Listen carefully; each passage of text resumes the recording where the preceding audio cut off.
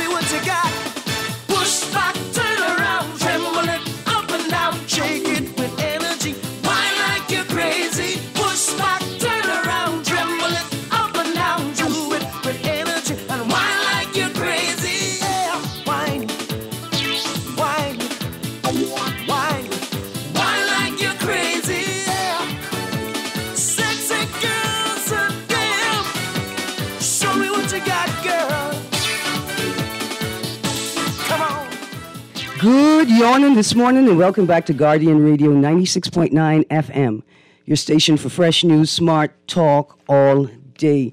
It is great to be back. I hope everybody enjoyed their Emancipation Day holiday weekend. I will say that I surely had a great time. It is Tuesday, the 6th of August, 2024, and you are on the clock with Erin, Greene. Again, I am still recovering from the Hannah Hasty Tynes family reunion. I want to say good morning to the whole Bahamas, in particular, the Hannah Hasty Tynes clan. And I want us all to join in a good morning for Ms.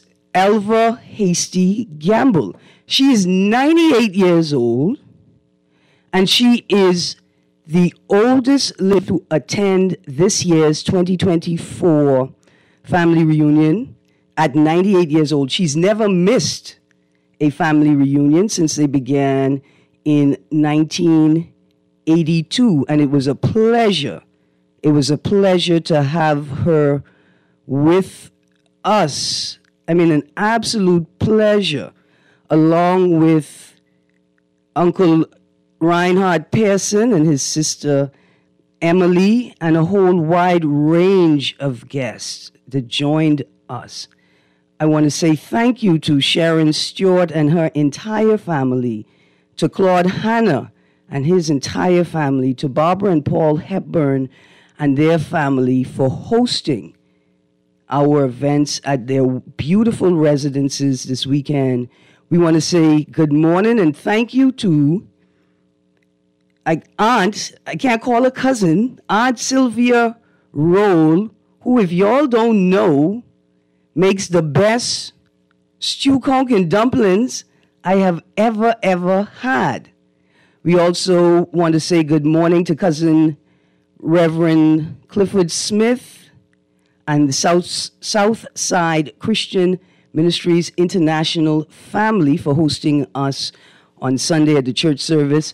And we want to say thank you to Just Play Jumbo Games. I just want to make this note. I ain't ashamed to say it. Every competition I have ever entered with Aunt Esther Hannah Culmer, I have lost.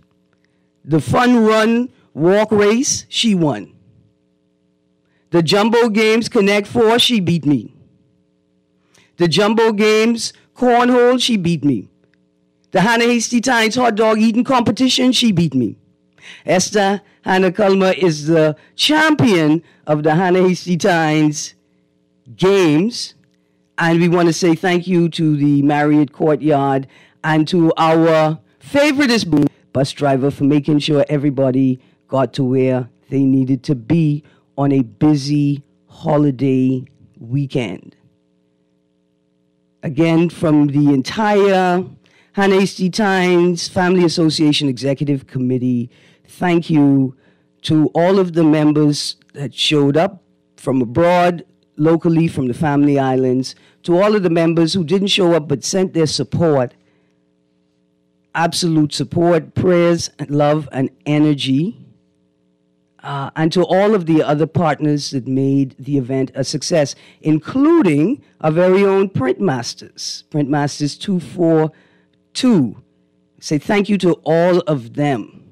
Now, we've got lots to talk about this morning, including Paris Olympics 2024, traffic, and then there are a whole bunch of stories. So my first text for the morning says, good morning. I heard on the radio about the person who fell off the back of the truck and died. It's sad, but also so unnecessary. Police should bring charges against the driver of that truck because if I'm not mistaken, it's against the law.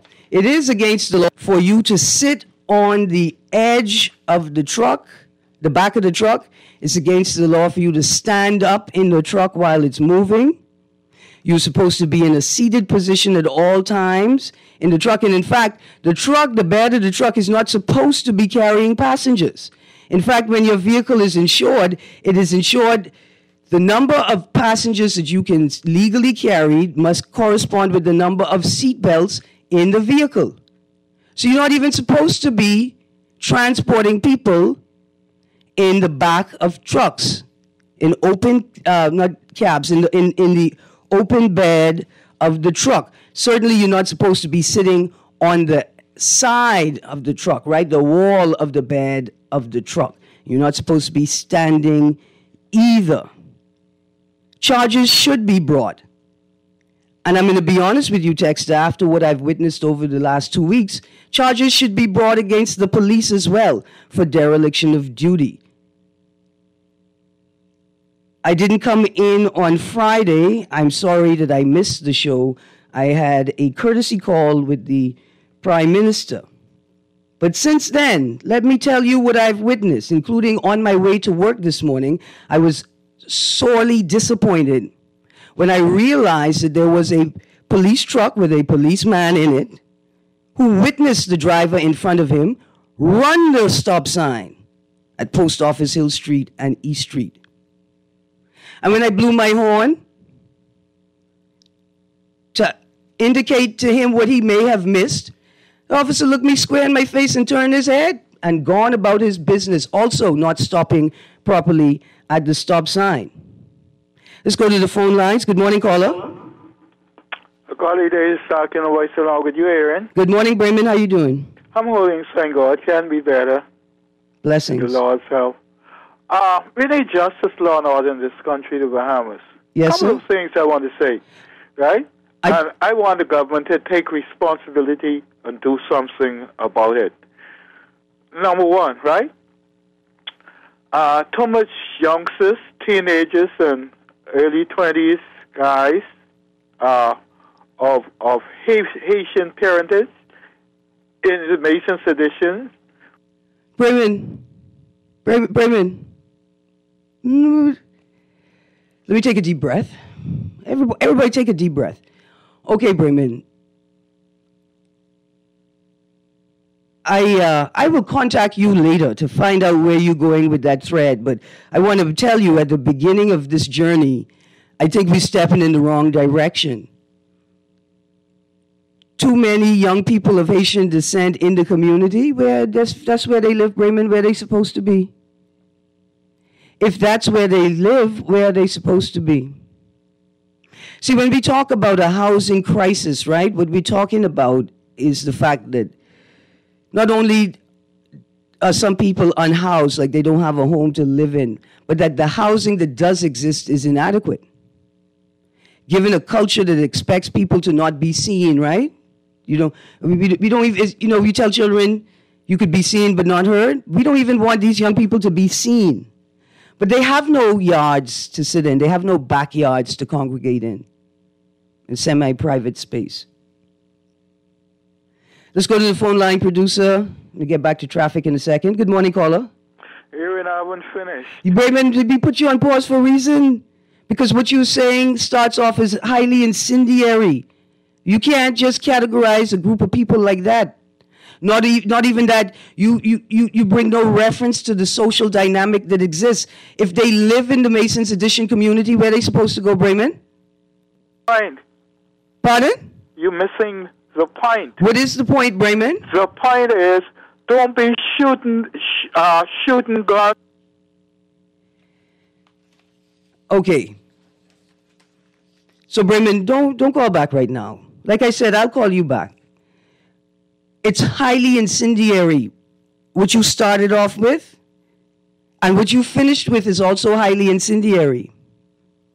Because how can you state, as a matter of fact, that every single individual that is involved in gun violence in that community is of Haitian descent? It's not time for hysterics and rhetoric. It's time for serious action. Good morning, caller. Well, good morning, Erin Greene. Good morning, Mr. Weatherford. How you doing? As a fellow Comet, I think you're on point. And people who don't know what the Comets are, well, they didn't hang out with the politicians' children. I'll leave it at that. Now, yeah, they went to the public school, not the private school, where the politicians' children them go.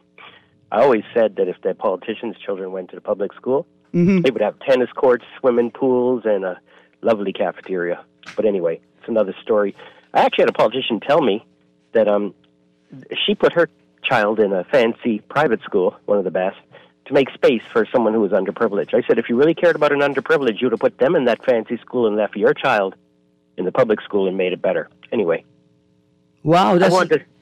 Okay, go on. Yeah, that's a wow. Anyway. I really wanted to talk to you about something that I think is very important this morning. And it's your parents and my parents, the seniors. How we treat our seniors, our stray animals, and our graveyards tell me about any country when I visit, if I want to live there. There's seniors here making $300 to $400 a month on pension. And I think that's highly offensive when they have to have somewhere to live, medicine, food, and we know the whole list of stuff that your parents need. I cannot for the life of me understand why we can only give them $300 to $400 pension after they contribute all their life, right, to building a country. And on top of that, we charge them VAT. And the only money they have is their pension. So you're taking the VAT directly from their pension when they make every purchase. In the U.S., I don't believe they charge senior citizens the same tax as the rest of the people. Now, I'll leave you with this. I'm thinking that little $300 a month, we should strive, and it wouldn't be enough, but it would be more, to give them what they get monthly per week. Now, I've actually had a politician argue with me on the weekend over this. Where would the money come from? His paycheck. Sorry, that slipped out. My bad, that slipped out. No, you need to say all-day paycheck, but you got money to buy 200 and what was it, $20-30 million in boats. You got money for $17 million in drone. You got money. I'm not picking on anybody or party.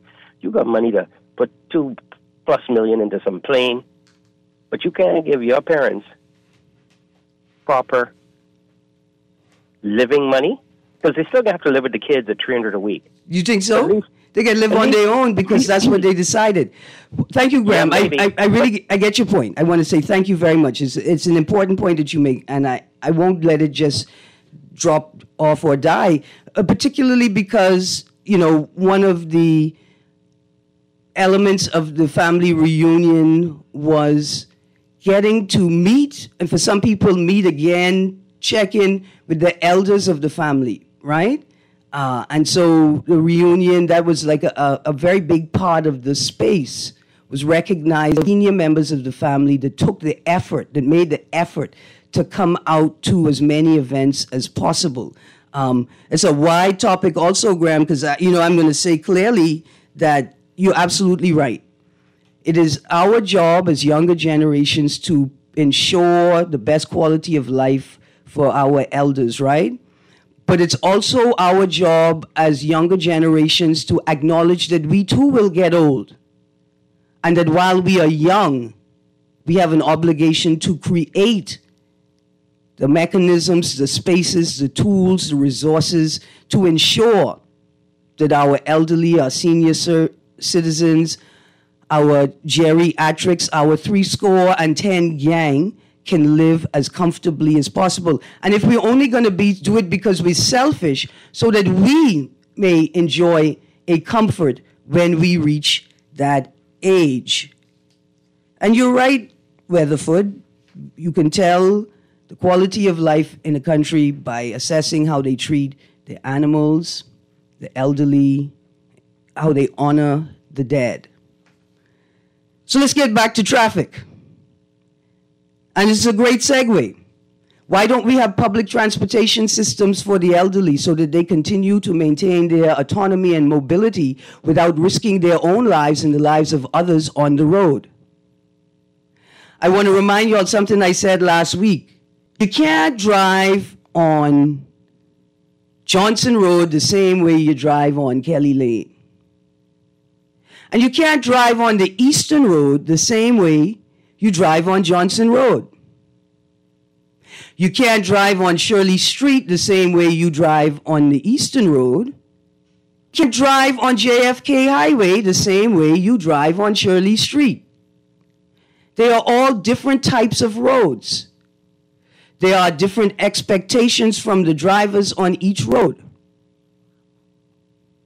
And so I want to say to the senior members of our community, to the 70 gang, who are determined to maintain their autonomy and mobility in a country without systems that look to or take care of the elderly, that yes, you have a right to be on the road, but no, you don't have a right to be driving 7 miles an hour on the highway. No, you don't have the right to be driving next to your neighbor at the same speed on a dual carriageway.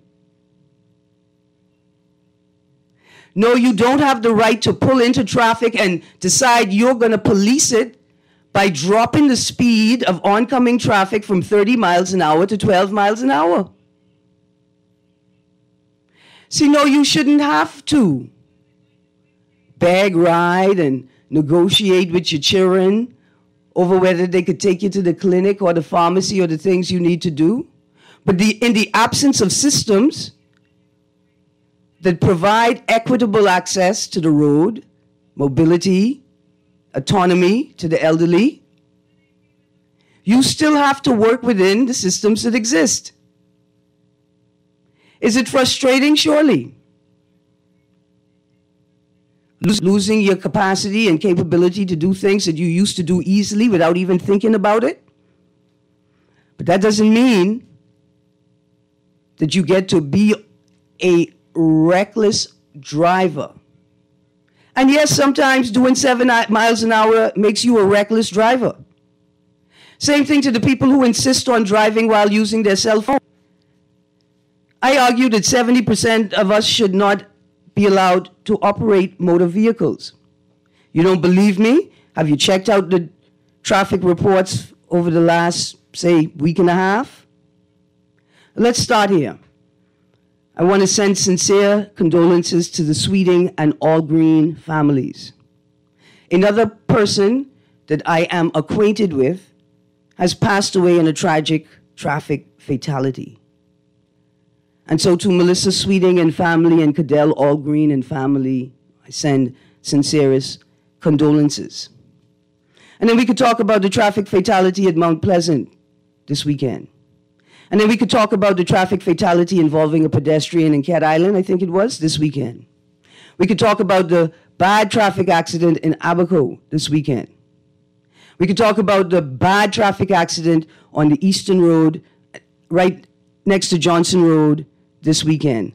And I could ask, why are y'all being so reckless and careless in the middle of an ongoing construction work zone? How much speed are you making? See, I know you didn't cause the accident, but did you prevent the accident? On Friday or Saturday, I think Friday or Saturday morning, Friday morning when I was on the way to an event traveling Cable Beach, I was cut off by a vehicle that was exiting Scotiabank. They weren't paying attention to the speed of traffic that they were entering. They just decided they was leaving the bank. It didn't bother me much. I was aware of them. I was able to drop my speed, and I was already aware that the lane was closing ahead of us, so I put on my turn signal to move into the right lane behind the car that cut me off. As we come to a stop at the roundabout, I hear tires peeling, screeching behind me. And then I hear bram. And then I say a small thank you because it wasn't my car that was hit. But the person who was about to run into the back of my car hit a truck that was parked on the sidewalk. Also, on that note, if you're traveling on the Eastern Road today, Ministry of Works have every single cone on New Providence on that road. Be careful. Every single cone is on the Eastern Road in the midst of the roadworks between Montague and Johnson Road. The texter says, Erin, you shouldn't be tailgating either. Let's talk about that. Dear texter, I'm going to call your cell phone number one day and I'm going to ask you, why are you constantly driving on your cell phone? And I want to say to Bahamians, lest you continue to embarrass yourself, ask yourself this question: what's worse, committing traffic offenses or being annoyed at people who highlight the traffic offenses that you commit? Ask yourself that, texter. Another text, Erin, I keep telling you all that we won't get no blessings until we get rid of all the cursed Moses crew, but God moving and working now. Another text, Erin, if your family don't control the sun like the Wilsons, or the post office like the Simonettes, or politics like the Pindlings, or have several business ventures like the Kellys, what are your family's contribution to society? Serious question. You asking what the Hannah Hasty Times contribution to society is, sir? Texter? Since you have your phone in your hand all the time, why you don't Google it? Just Google it. That's all. It speaks for themselves. They speak for themselves. The legacy speaks for itself. So it's okay. You should have come out to the reunion. I told you I'll come. You could have gotten adopted into the family. Could have found an aunt, an uncle, a mommy, a daddy. I even almost found a husband. Good morning, Ms. Greene. Love your thoughts on riding on the back of a truck on the island. They don't have public transportation. The back of a pickup truck may be a means of transportation, but if you have to, but both driver and passenger should apply or be mindful of safety first. Oh no, I understand that. I went to summer camp every summer in Eleuthera. Back of the truck is main transportation. It shouldn't have to be that way. It shouldn't be that way. It is. And so if you're sitting on the back, if you're riding on the back of the truck, what are you supposed to do? You're supposed to sit down. That's what you're supposed to do. And hold on to the edges.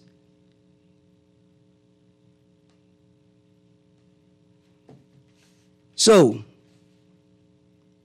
the traffic is horrible this weekend. I didn't even mention the video I saw where the car was so deep in the bush. It took them hours and hours to pull the car out of the bush from like early in the morning, 2 a.m. to 3 a.m. to sunlight. But at this point, something has to change. And I can end the segment with this. When y'all go out drinking, I just want to ask, I don't go out drinking. When y'all go out drinking, like you say, we going out drinking. How you surprised at the end of the night that you drunk? Like, how come nobody ever thought that you would get drunk and decide to have a designated driver? And when you realize that you're drunk, at what point do you say, oh, I should park my car? But I'm not mad at y'all.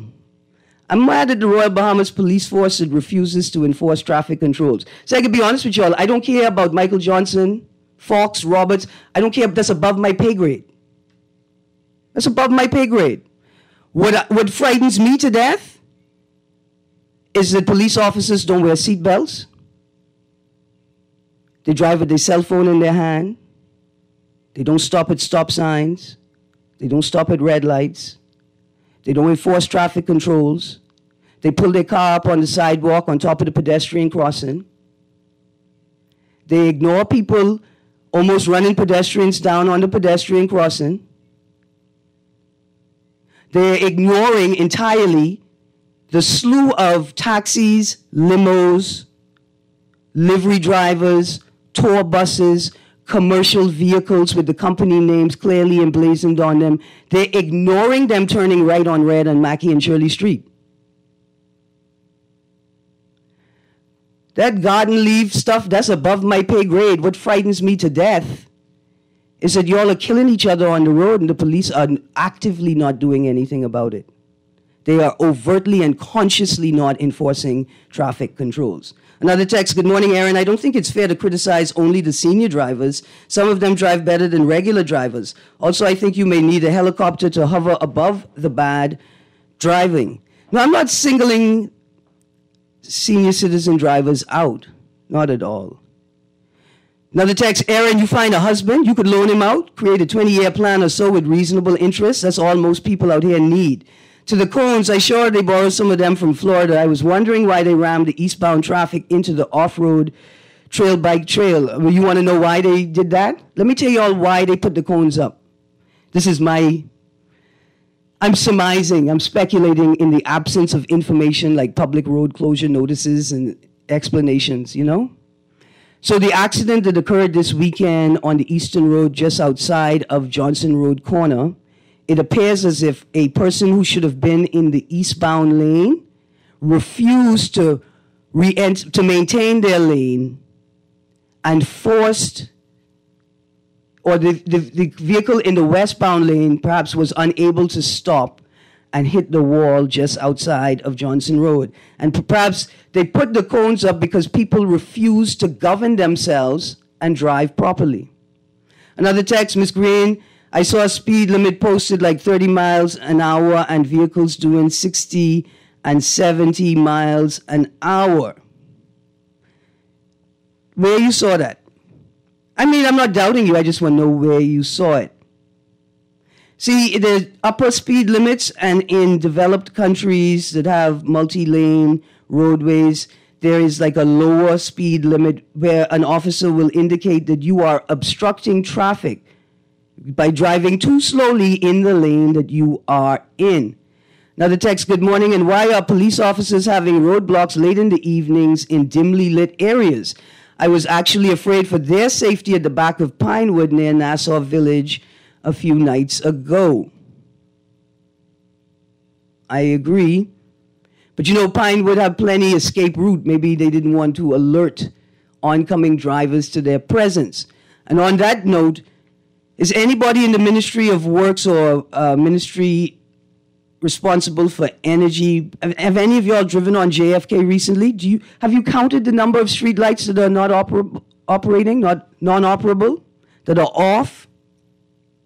And the patches of JFK that are absolutely dark and become a hazard for motorists. Also, just to cap off this session, another text. Erin, how long you been living here? Erin, at this point in time, I don't care what goes on around me. I don't go out. I go to work and go home and hope maybe one day I pack up my stuff and leave. I am done. Dear texter, I sort of relegated myself to that life too, you know. But with this family reunion planning, I had to come out my house. And while I'm out my house, I'm scared. In fact, it don't matter if you just limit your life to work, church, home, school, food store. On the way to work this morning, I had to divert because two vehicles tried to turn from Market Street onto Chapel Street at the same time. I could see how that happened because y'all refused to use your turn signals. Why spend $40,000, $60,000 on a car and not use the turn signal? Why spend $2,000 on a car and not use the turn signal? Erin, you see Fred Mitchell trying to spin sensible people know that the country broke, the government owes everyone, start cutting consultation fees, promoting these lousy hotels, and who firing Bahamians. That's a whole bunch of issues in one texter. I don't know why the chairman of the Progressive Liberal Party uses the communications means or methods that he does. It appears that everybody but the government knows that the Bahamas is broke. I don't know if we need to start cutting consultation fees. We need to start talking to the people about why consultants are necessary and whether we can find them in country. Also, Cousin Fred Mitchell, we missed you at the family reunion. You were greatly missed. Another text, Robinson Road and Prince Charles corridor between 10 a.m. and 2 p.m. People are doing 60 and 70. I agree, that intersection at Marathon where Robinson Road turns over into Prince Charles, the people there don't have any respect for law and order. They don't care about light. They don't care about turn signal. They don't care about you have the right of way. They don't care about any of that. You know who else doesn't care? The Royal Bahamas Police Force doesn't care either. Otherwise, they would be post up there collecting revenue for the government.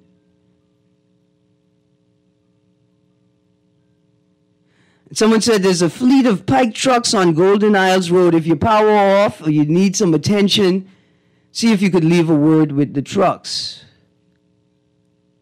The texter says, listen, and then there are the young men on mopeds blowing their horns and popping their bikes through in the middle of traffic. It's not just the young men. It's all the motorcycle drivers who refuse to maintain the lane, who create a third lane, and then when they can't go any further in their third lane, they force their way in front of your car, forcing you to give way to them. It's not just the young boy, it's a lot of senior man them on these bikes carrying on like fools. And I say that intentionally because you get very upset when you feel that someone has come close to hitting you, but you have no concern about how you are not following any of the laws. And don't look at me and tell me you got a bike so you didn't have to follow the rules. You got a bike so you could create a third lane. I say, tell me that. Tell me that. Imagine what I can tell you. Another texter says, have you ever been sandwiched between someone trying to squeeze their way out of a corner and someone inching into the opposite lane of traffic trying to turn? I couldn't believe it, and there was a line of traffic behind me. What are these people doing? Does anybody wait anymore? Say, I'm going to show you a vibe, texter. Nobody even understands what the right of way means. To understand what the right of way means, you got to understand what the rule of law means. And to understand what the rule of law means as a layman, you rely on those who operate and have to operate within the rule of law to model it. But our politicians have not been modeling it. They have not been modeling the rule of law or the right of way. In fact, people who don't understand consent also don't understand the right of way. If you don't understand that when a female looks like a child, that's a stop sign.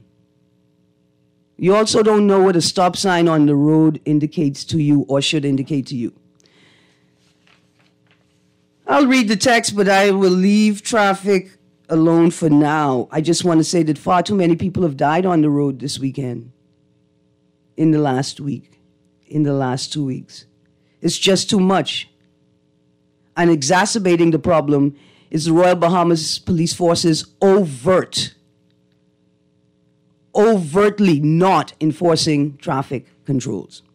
So here's some more stories. Former PM recovering in hospital following corrective procedure. Former PM Perry Christie underwent a corrective procedure on Saturday after he was admitted to Doctors Hospital with symptoms of an acute heart condition.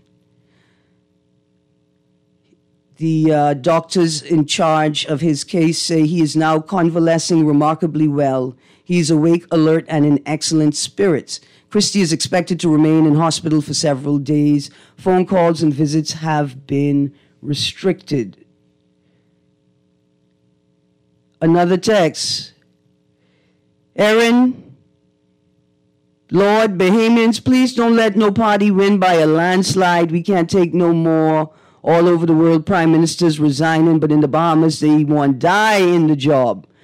And I hear they talking about Trump have some serious changes to the U.S. legislature if he gets elected, one of them being removing the 2-term limit.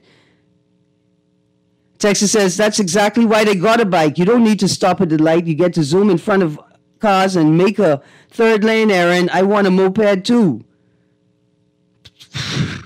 You be safe, man. Y'all be safe out there. Here's another story. Albany New Year's Eve sex assault case dismissed. Spencer Charrington, son of Albany top executive Peter Charrington, had sexual assault charges dismissed on Friday stemming from an alleged incident at a Moulin Rouge New Year's Eve party at the resort. Chief Magistrate Roberto Reckley arraigned Charrington on indecent assault. Mr. Charrington was accused of groping Philip Gagnon's spouse during a party at the resort. Mr. Gagnon was formerly accused of slapping Mr. Charrington in the aftermath of the incident before his charge of causing harm was withdrawn in June. Mr. Charrington broke down in tears when he heard the charge against Mr. Gagnon was dropped. While Mr. Charrington pleaded not guilty to the offense, the complainant in the matter came forward to drop the charges, resulting in the case against the defendant being withdrawn. Another story, businessman acquitted of rape of teen. Businessman Henry Richard Nixon Jr. broke down in tears yesterday after a jury acquitted him of unlawful sexual intercourse. The 61-year-old owner of Cover Up Bahamas had been accused of sexually assaulting a 15-year-old American tourist at the Bahama Resort on April 14, 2021. The jury of 7 women and 2 men took 15 minutes to reach their decision of not guilty, 8-1. According to the teen's father, he met Nixon naked on top of his daughter. The father said he pushed him off and said, "Get off of her, you sick expletive. She's only 15. The father said Nixon replied, "I thought she was 21. He said his daughter told him that Nixon had forced her to have sex.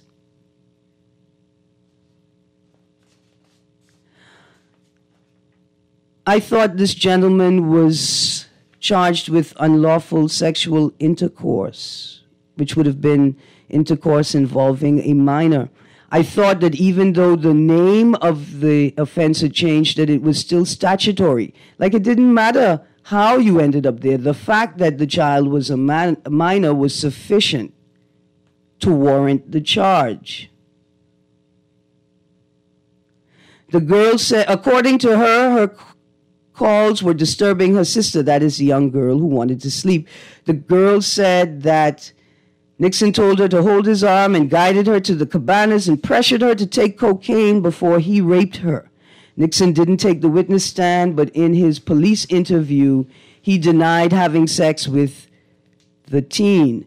Nixon's lawyer, Kevon Maynard, said the parents were suing Bahama for $10 million and they wanted to be rewarded for negligent parenting.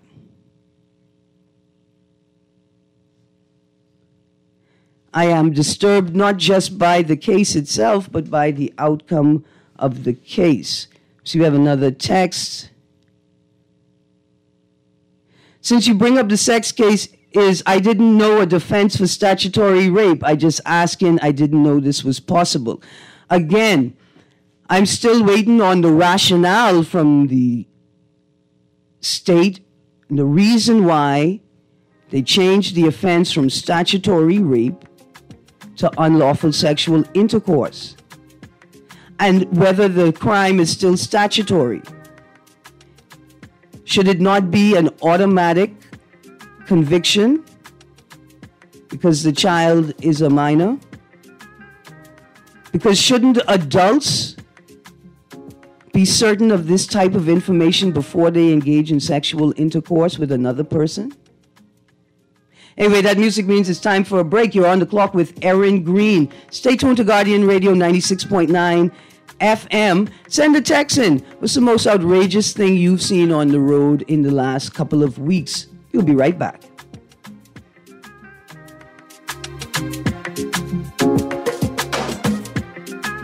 Planning a trip to the beautiful Bahamas? Look no further than Hertz Car Rental. With convenient locations in Nassau and Freeport, Grand Bahama, we are here to get you there. Whether you're exploring the vibrant streets and sights of Nassau or soaking up the sun in Freeport, Hertz has the perfect ride for your adventure. Book at our Freeport location at 352-3297 or Nassau location at 377-8684 or visit our website at hertzbahamas.com. All major credit cards accepted. Hertz Car Rental. Your journey starts with us. Attention Bahamas. Embark on an inspiring voyage with 2 new books by Hubert Ingram, Our Remarkable 3-Time PM.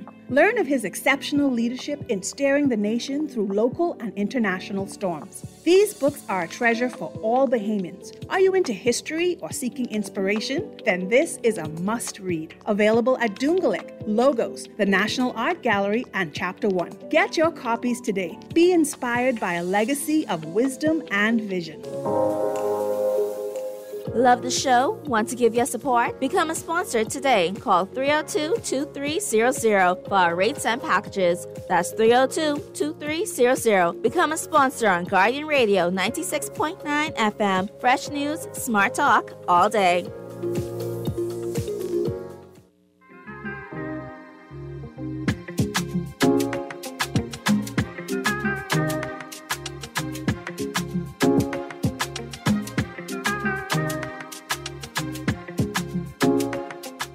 Good morning and welcome back. You're on the clock and we got a caller on the line ready to go. Good morning, caller. Good morning, caller. Can't hear anything in here, producer? Okay. I guess we lost you, caller. You could call back. All right. I had the Bahamas National Reparations Committee story up, but there's a story in The Guardian. I see another call coming in, producer. Jamaican man wrongfully detained gets $2 million in damages. Good morning, caller. Hey, good morning, Erin. Cuz. Good morning. How you do? Sorry I missed the reunion. That's your business. I was coming to adopt a family and probably find me a husband too. There you go. I jealous for you because you miss it. Man, I hear lots and they said what was out there. It was loaded, man. How come I missed that? Listen, the event exploded over like the last four or 5 days. So we're talking like 3 weeks past the deadline for registration, and the people just pile up. In fact, I would say like the soiree, people had to stand because at the end of the night, there were about 40 more people than registered at the event. But imagine you put your money, you have your money in your hand, you dress up, you smell good, you drive all the way out there and the people tell you can't come in? Nah, so we just let people in. And then I can stand and hear you? Yeah. Well, I tell you what's beautiful about our family.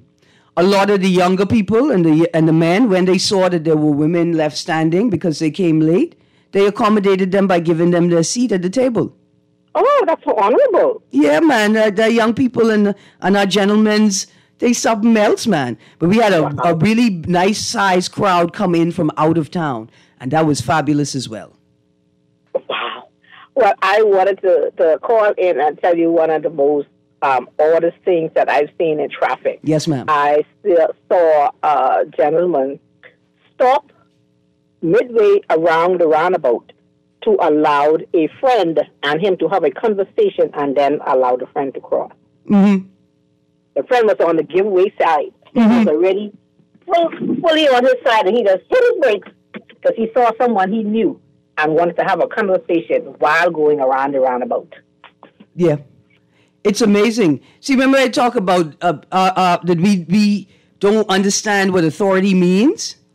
Like when authority is vested in us, we think it means that we've been given the power to do whatever we want, as opposed to we now have an obligation to ensure that the rules are enforced.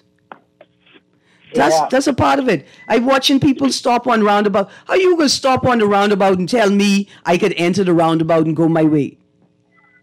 Exactly. I'm already on the giveaway side. I have to stop to allow you and the other traffic to flow until there's an opportunity for me. Yeah. You understand? Yes, ma'am. And that's saying Mackey Street, Shirley Street, red like there, you always talking about. Mm-hmm. Man, the taxi, day before yesterday, load of a tourist almost slammed into me. Yeah. But my head on green, their lights on red. And a female, she come with there bawling. And I slam brakes, and she cussing at me with the tourist in the car. So I said, Mom, but your light on red. Yeah. Mine's on green.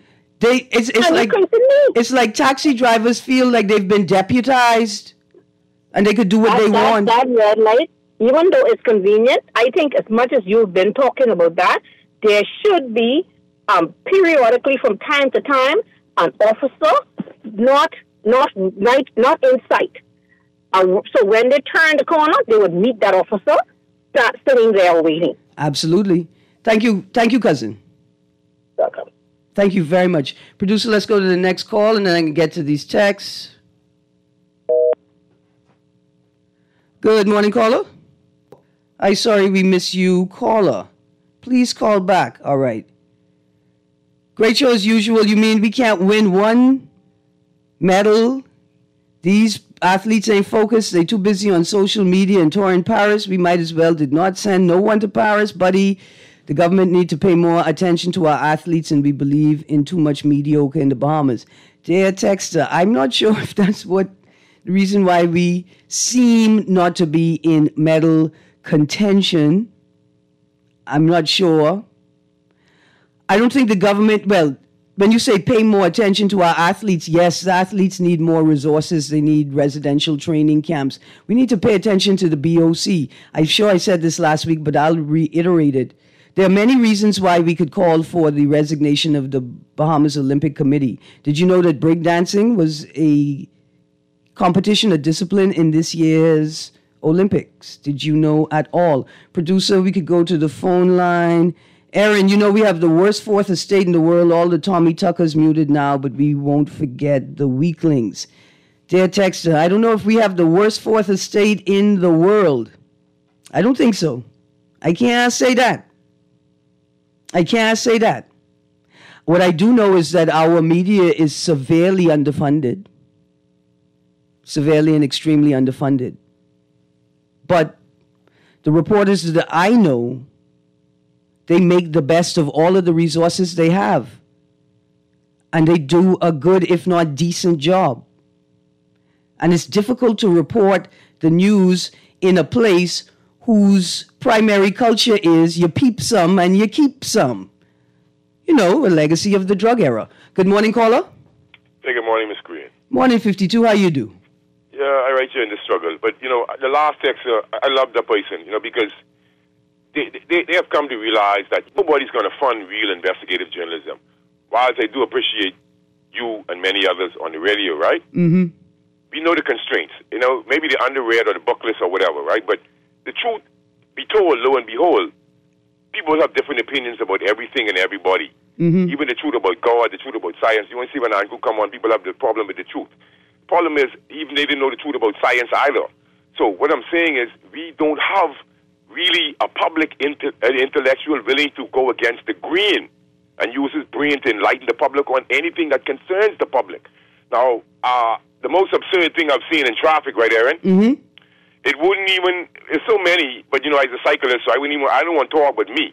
I want to talk about, I saw an imbecile riding northbound on southbound Market Street from Corner Avenue to just before you reach Andres Avenue. Mm-hmm. He rode northbound, and the lady was walking south, an elderly lady, and he was on the innermost lane, which will be on the western side of the western lane, mm-hmm. and he clipped this lady because he didn't want to go on the sidewalk, and even so, he would always have been wrong for riding northbound on a southbound lane on a motorcycle. He clipped this lady, elderly lady, and he almost knocked it on, and I got so angry, right? Mm-hmm. But the thing is, he stopped right by a liquor store nearby, so, I mean, the guy, she lived right through the corner, so you see why we have to defend for ourselves. Now, something that happened to him, if the lady decided to run on her, just tell the young fella sitting down there, inebriated with rum. So we are left to fend for ourselves with the lack of enforcement of city ordinances.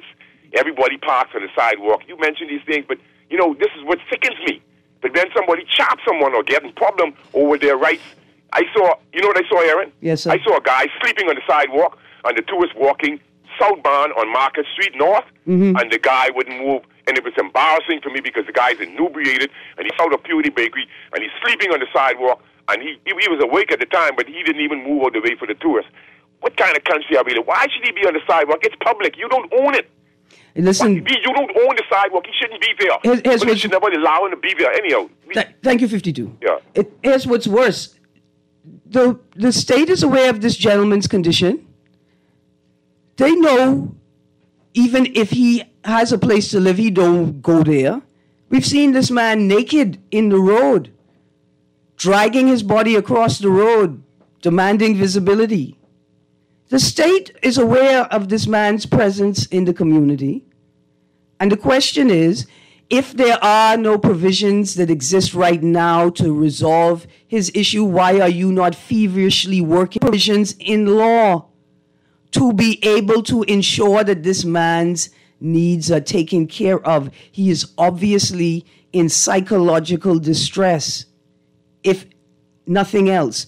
Another text, Ms. Greene, most outrageous, not all, but taxi drivers with guests driving recklessly, running stop signs, swinging out into traffic. And here's my thing. You run a stop sign or red light. Why is it that you drop to 7 miles an hour immediately after running the stop sign or red light? Aren't we supposed to presume that you have an emergency and that's the reason why you broke the law? Like you have an emergency. Why are you sliding through a stop sign to drive at 7 miles an hour? Another text, it is too hot for the police to be on the road minding grown black people. That's why they on community patrol and they have their windows up. How are you going to smell the young man them burning the herb if your window's up? How are you going to hear the young girl crying for help, or right because she's being molested, or Grammy crying for help because she fell down if your windows are up and your AC is on? Coming to you in a moment, callers. Good morning again. Imagine a car almost totaled me on that light on Mackey Street near Wendy's and Bar 20 corner. I'm coming from Bar 20. My light is green. They're taking over the car in front of them to turn left to Bar 20. No care in the world. That's another intersection. Good morning, caller.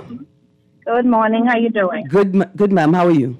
I'm good, thanks. Calling about the concern with the lack of police, I guess, on the street and enforcing the traffic laws. Yes, ma'am. The roundabout down at Sanders Beach. Yes. What I noticed as of late and more, the young men who rent those, I think they call them the wheelies, the four wheelies. The ATVs. The tourists. Yeah, the ATVs. Right. So someone must have deputized them as well, because what they do, they speed out into the middle of the roundabout and hold up the traffic for the tourists to come through. Yeah. And they're doing it more and more, and they're doing it recklessly to the point where when I'm going home in the evenings now, I notice the tourists just doing it by themselves. Yep. You know, and someone needs to deal with that, because like some of the previous caller, I think 52 mentioned, if you get fed up and, you get into an altercation, then it's a problem. But they're going to have an accident there. I'm not wishing it, but I'm saying what is more likely to happen if some control isn't put in place regarding that. Absolutely. So that needs to be dealt with as well.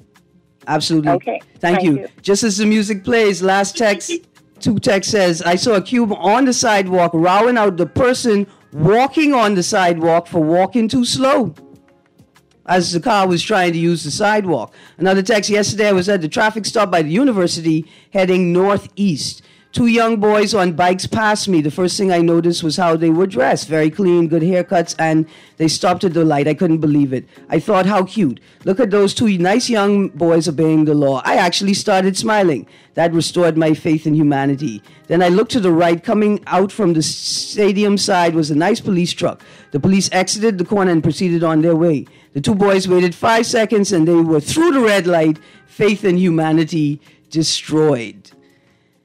Dear motorcyclists, y'all are playing with your own lives. Don't bully people on the road. You know why? Because insurance companies don't have feelings. They only have provisions and regulations and rules. They have no feelings. You guys be safe out there. Put your cell phone with headphones on. Driving hands-free does not mean you have earbuds in your ear. Have a good day, Bahamas. Please stay safe. And Hasty Times people, can't wait till I see you again. This is Guardian Radio, 96.9 FM, Nassau, Bahamas.